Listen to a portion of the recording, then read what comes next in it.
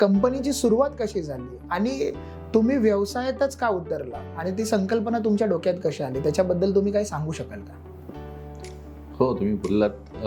पहिला आभार तुमचं बिस्टॉक मराठीला, की मला तुम्ही बोलवलं त्याबद्दल आभार.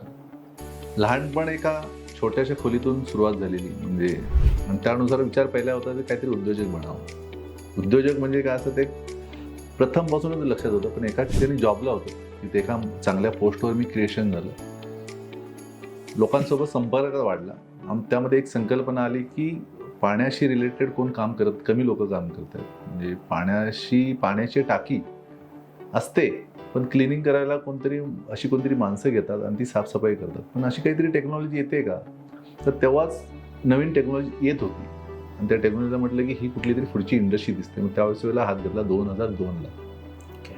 आज 22 वर्ष पूर्ण होत आहेत आणि अभिमान आहे की हां, इथपर्यंत आलोय आणि टॉप 1मध्ये असल्यासारखं वाटतं आम्हाला की आहोत आम्ही आता, कारण आपण सर्व्हिसेस तशा देतो. तर तसा प्रवास सुरू झाला 2002ला. माझ्या मित्राने मी सुरू केली आणि ह्याच्यामध्ये बराचसा सुरुवात झाला प्रवास. पण स्वतः एक इम्पॉर्टंट होतं की ह्याच्यामध्ये स्वतः काम करायचं होतं.